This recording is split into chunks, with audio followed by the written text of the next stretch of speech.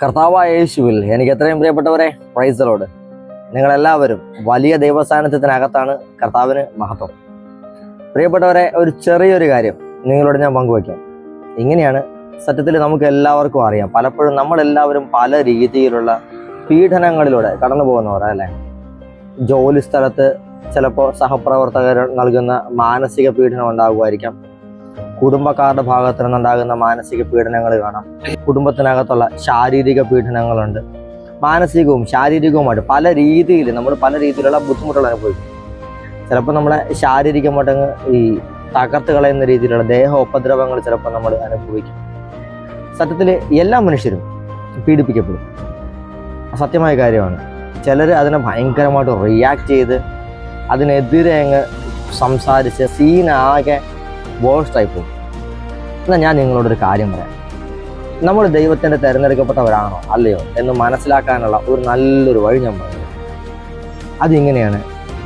പുറപ്പാട് പുസ്തകം 1-ാം അധ്യായം 12-ാം വാക്യം ഇങ്ങനെയാണ്: എന്നാൽ പീഡിപ്പിക്കും തോറും അവർ വർദ്ധിച്ചുകൊണ്ടും വ്യാപിച്ചുകൊണ്ടും വരുന്നു. ആമേൻ. ഇതൊരു വലിയ പോയിന്റാണ് കേട്ടോ. ദൈവം തിരഞ്ഞെടുത്ത ജനമാണ് ഇസ്രായേൽക്കാർ. ഈജിപ്തിൽ വെച്ച് അവർ വളർന്ന് വലിയൊരു ഗണമായി മാറ്റപ്പെട്ടു. അവരെ അറിയാത്ത ഒരു പുതിയൊരു രാജാവ് വന്നു. ഇസ്രായേൽക്കാരുടെ ചരിത്രമോ അല്ലെങ്കിൽ അവരുടെ ദൈവത്തെക്കുറിച്ച് അറിയാത്ത പുതിയൊരു രാജാവ് വന്നു. അവർ ഭയങ്കരമായിട്ട് ഇസ്രായേൽക്കാരെ തകർത്തു, നശിപ്പിക്കാൻ ശ്രമിച്ചു, പല രീതിയിൽ പീഡിപ്പിച്ചു. പക്ഷെ ഓരോ തവണ പീഡിപ്പിക്കുമ്പോഴും അവർ വർദ്ധിക്കുകയും വ്യാപിക്കുകയും ചെയ്തു. ഒരു കാര്യം പറഞ്ഞോ, ദൈവത്താൽ തിരഞ്ഞെടുക്കപ്പെട്ട ഒരു സമൂഹമാണ് നമ്മളെന്നുണ്ടെങ്കിൽ നിങ്ങൾ അറിയുക, ഉറപ്പായും നമുക്കൊരു പീഡനം ഉണ്ടാകുക.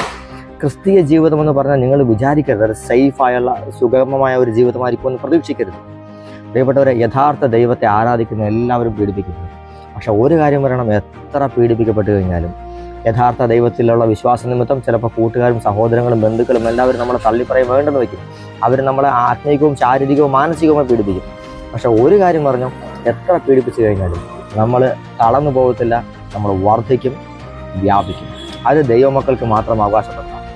പീഡിപ്പിക്കപ്പെടും തോറും എത്രത്തോളം പീഡനം അനുഭവിക്കുന്നുവോ അതിനനുസരിച്ച് നമ്മൾ അനുഗ്രഹം തന്നെ പ്രാപിക്കും. നമ്മൾ വർദ്ധിക്കും. എണ്ണത്തിൽ കുറയുകയല്ല ചെയ്യുന്നത്, വളരും, വ്യാപിക്കും. ഒരു ചെറിയ ഇടത്ത് തുടങ്ങിയതായിരിക്കാം, പക്ഷെ വ്യാപിക്കും. ഈ കാര്യം നിങ്ങളുടെ മനസ്സിനകത്ത് ഉറപ്പിച്ചു വെച്ചാൽ, നിങ്ങൾ പീഡിപ്പിക്കപ്പെടുന്നുണ്ടെന്നുണ്ടെങ്കിൽ, ദൈവമക്കളായ നിങ്ങൾ പീഡിപ്പിക്കപ്പെടുന്നുണ്ടെങ്കിൽ അറിഞ്ഞോ, നിങ്ങൾ വർദ്ധിക്കാനും വ്യാപിക്കാനും തുടങ്ങാൻ പോവുക. കർത്താവിൻ്റെ കരം നിങ്ങളുടെ മേലിരിക്കട്ടെ. യേശുവിൻ്റെ നാമത്തിൽ ആമേൻ.